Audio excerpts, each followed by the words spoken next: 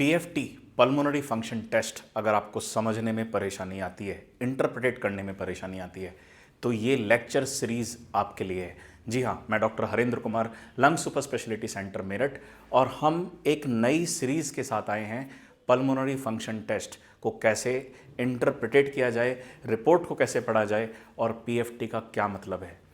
तो हम इसी टॉपिक के लिए कुछ सीरीज़ लेक्चर्स की रखेंगे, जिसमें हम मल्टीपल लेक्चर्स रखेंगे और पीएफटी को डिटेल में देखेंगे कि किस तरीके से पल्मोनरी फंक्शन टेस्ट, स्पायरोमेट्री हमारे लंग्स में, हमारी रेस्पिरेटरी सिस्टम में हेल्प करता है, और कैसे हम डायग्नोस करते हैं कि पीएफटी पर पेशेंट को ऑब्स्ट्रक्शन है, मतलब सांस की नली में सूजन है, या रिस्ट्रिक्शन है कि मतलब फेफड़ा सिकुड़ा हुआ है। तो पीएफटी का मेन इंटरप्रिटेशन दो ही चीज़ों का होता है, ऑब्स्ट्रक्शन या रिस्ट्रिक्शन, या फिर कुछ वैल्यूज से हम पता कर सकते हैं कि पेशेंट को स्मॉल एयरवे डिजीज़ है या नहीं है, या फिर रिवर्सिबिलिटी भी, कि पेशेंट को एमडीआई से, इन्हेलर से या रोटाकैप से, नेबुलाइजर से आराम मिलेगा कि नहीं मिलेगा, मतलब पेशेंट इरिवर्सिबल डैमेज में है या रिवर्सिबल डैमेज में है। तो यही चीज़ हमें पीएफटी बताती है। तो आज हम पीएफटी स्टार्ट करते हैं और पहला लेक्चर पल्मोनरी फंक्शन टेस्ट पे बेसिक्स से शुरू करते हैं। तो देखिए, ये स्लाइड आपके सामने है। अब हम इस स्लाइड को अगर ढंग से देखें तो पेशेंट को अगर सिम्टम है कफ विद स्पुटम, या एक्सर्शनल डिस्निया, या रेस्टिंग डिस्निया, नीचे आप देख सकते हैं हॉरिजॉन्टल लाइन पर एज 35, 40, 45, 50, 55, 60। तो जैसे जैसे एज बढ़ रही है, उसी तरीके से सिम्टम्स बढ़ रहे हैं। तो इनिशियली अगर हम देखें 50 साल तक खांसी और बलगम रहेगा। अगर 50 से 55 तक है तो एक्सर्शनल डिस्निया, मतलब चलने पर सांस फूलेगा, और 55 से 60 मतलब रेस्टिंग डिस्निया। अगर इस एज पर ये सिम्टम्स हैं तो सबसे पहले हम देखते हैं कि अगर ये पेशेंट को लक्षण हैं तो हमारे टेस्ट क्या क्या अवेलेबल है, जिससे हम पता कर सकते हैं कि पेशेंट को कौन सी बीमारी है।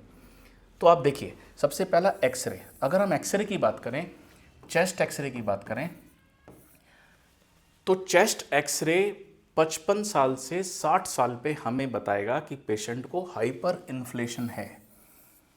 तभी हम कह सकते हैं कि मरीज को ऑब्स्ट्रक्शन की परेशानी आई है। तो आप अगर इन सिम्टम पे एक्सरे पे जाएंगे तो ये जो टाइम है आप ये मिस कर देंगे। इस पर एक्सरे पे फाइंडिंग नहीं आएगी। मतलब अगर हमें लंग्स की बीमारी पता करनी है, स्पेशली अस्थमा, सीओपीडी पता करना है, तो उसके लिए अगर हम एक्सरे करते हैं तो वो हमें इतने साल अनडायग्नोज्ड रखेगा। सेकंड, अगर हम आते हैं एबीजी पर, आर्टीरियल ब्लड गैस, तो आर्टीरियल ब्लड गैस हमें कुछ टाइम के लिए हाइपोक्सीमिया बता देगा, लेकिन इसमें भी ये काफ़ी टाइम तक नॉर्मल रहता है। बट वहीं अगर हम पीएफटी की बात करें, स्पायरोमेट्री की बात करें, तो स्पायरोमेट्री बहुत ही, मतलब इनिशियल लेवल पे ही आपको बॉर्डर लाइन आ जाता है। पेशेंट को खांसी, स्पुटम है तो पीएफटी स्पायरोमेट्री हमारी बॉर्डर लाइन पर रहेगी, और एज बढ़ेगी, माइल्ड हो जाएगा, मॉडरेट हो जाएगा, और सीवियर हो जाएगा एयरवे ऑब्स्ट्रक्शन। तो अगर देखें तो स्पायरोमेट्री के बेसिस पे as compare to ABG, as compare to chest x-ray, हम पेशेंट की बीमारी को जल्दी पकड़ लेते हैं। इसी वजह से स्पायरोमेट्री करना बहुत ज़्यादा ज़रूरी हो जाता है। Spirometry, then ABG and then x-ray. But the important thing is ABG painful procedure है, हमें सुई प्रिक करनी पड़ती है। इस वजह से हम क्लिनिकल देखें तो हम इसे बाद में लेके आते हैं।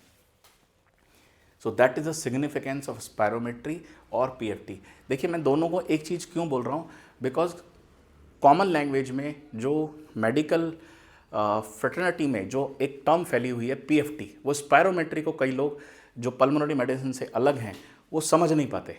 उन्हें लगता है कि स्पायरोमेट्री क्या चीज़ है, इस वजह से मैं बता रहा हूँ। बट दोनों में डिफरेंस है। पल्मोनरी फंक्शन टेस्ट में लंग वॉल्यूम्स भी आते हैं जो हमें स्पायरोमेट्री पे पता नहीं चल पाते। तो हम स्पायरोमेट्री और पीएफटी को जस्ट पब्लिक की अवेयरनेस के लिए, ताकि ईजिली समझ में आ जाए, इसको हम बता रहे हैं। तो ये एक बहुत बेसिक चीज़ है। स्पायरोमेट्री पे कि पेशेंट को माइल्ड मॉडरेट सीवियर कंडीशन और बॉर्डरलाइन कंडीशन स्पायरोमेट्री पे हम जल्दी डिटेक्ट कर सकते हैं एज कंपेयर टू एबीजी और चेस्ट एक्सरे। अब ये एक अगली स्लाइड है, अगर हम इसको गौर से देखें, अब हम बहुत ही ज़्यादा बेसिक्स पर आ गए हैं। अब हम अगर गौर से देखें, इसको थोड़ा समझने की कोशिश करते हैं। ये स्पायरोमेट्री है, ये देखिए, ये जो लाइन आ रही है, this is called normal tidal volume. ये नॉर्मल टाइडल वॉल्यूम है। अब मैं इसको आपको एक्सप्लेन करता हूँ कि टाइडल वॉल्यूम नॉर्मल कैसे है। देखिए, जो हम नॉर्मली ब्रीथ कर रहे हैं, जो अननोइंगली इनवॉलेंट्री हम ब्रीथ कर रहे हैं, दैट इज टाइडल वॉल्यूम। तो हम सांस ले रहे हैं, छोड़ रहे हैं, सांस ले रहे हैं, छोड़ रहे हैं, सांस ले रहे हैं, छोड़ रहे हैं। सो this is called tidal volume. अब हमने क्या किया, हमने सांस लिया, एक लेवल आता है जहाँ पर हम कॉन्शियसली, मेरे को देखिए, जहाँ पर हम कॉन्शियसली, हम नॉर्मली सांस ले रहे हैं,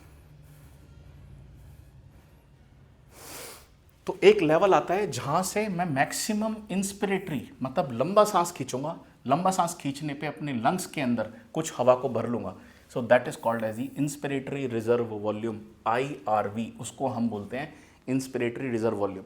तो मैंने सांस लिया नॉर्मली, ये टाइडल ब्रीदिंग है, ये ऊपर का लेवल हो गया, ये नीचे का लेवल हो गया। जैसे ही मैं ऊपर जाऊँगा, यहाँ से मैक्सिमम फोर्सफुली इंस्पायर करूँगा, तो ये जो डिस्टेंस है, ये जो वॉल्यूम आपने लिया, this is called inspiratory reserve volume.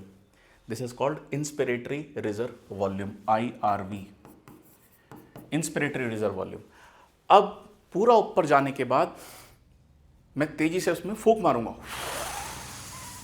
और जैसे जैसे फूंक मारता जाऊंगा, एक लेवल आएगा जिसके बाद मैं अपने फेफड़े की हवा को बाहर नहीं निकाल पा रहा। सो दैट लेवल और जो नॉर्मल टाइडल ब्रीदिंग से नीचे, इसको हम बोलते हैं एक्सपिरेटरी रिजर्व वॉल्यूम। इसको हम बोलते हैं एक्सपिरेटरी रिजर्व वॉल्यूम। तो जो हवा हमारे फेफड़े के अंदर रह गई है, that is called as the residual volume. That is called as the residual volume. एक स्टेज पे जाके हमारे एयरवे कोलैप्स हो जाते हैं और फर्दर जो एयर है बाहर नहीं निकल पाती, उसको हम बोलते हैं residual volume. So the important point is कि रेजिडुअल वॉल्यूम स्पायरोमेट्री पे नहीं पता कर सकते। That is the most important part. तो स्पायरोमेट्री पे रिजर्व वॉल्यूम नहीं पता कर सकते, आपको इसके लिए डिफ्यूजन, फर्दर टेस्ट की ज़रूरत पड़ती है। तो ये बहुत एक इम्पॉर्टेंट हो गया, रेजिडुअल वॉल्यूम स्पायरोमेट्री पे पता नहीं कर सकते, क्योंकि इसके बाहर हम आइडेंटिफाई नहीं कर पा रहे हैं। अब अगर हम inspiratory reserve volume, tidal volume और एक्सपिरेटरी रिजर्व वॉल्यूम, इन तीनों को अगर कंबाइन करते हैं, मतलब tidal volume, inspiratory reserve volume और expiratory reserve volume, so this is called as the vital capacity. इसको हम बोलते हैं वाइटल कैपेसिटी।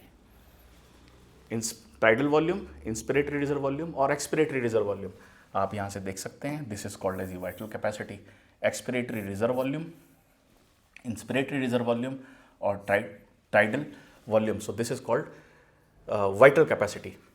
अब इंपॉर्टेंट क्या हो गया, अगर हम वाइटल कैपेसिटी को और जो बच गया रेजिडुअल वॉल्यूम, अगर हम इसको कंबाइन कर दें, अगर हम इसको कंबाइन करते हैं, so vital capacity plus residual volume, अगर हम इन दोनों को मिलाते हैं तो हमें मिल जाता है टोटल लंग कैपेसिटी।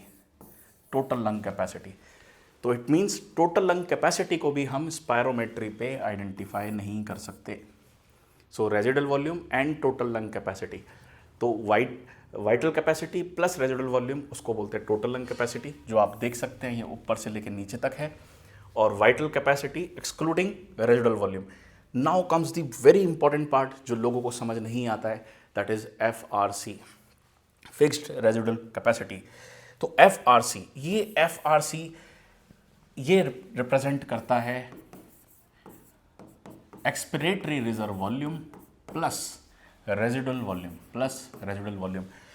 सो स्पायरोमेट्री पे FRC भी नहीं पता कर सकते, क्योंकि इसके अंदर रेजिडुअल वॉल्यूम है। सो 3 थिंग्स जो हम नहीं पता कर सकते, residual volume, total lung capacity and FRC।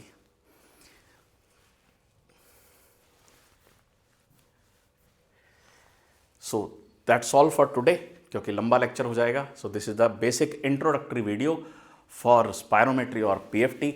हम इस सीरीज़ को कंटिन्यू करेंगे ताकि आप पल्मोनरी फंक्शन टेस्ट को, पीएफटी को, लंग वॉल्यूम्स को अच्छे से समझ पाएँ।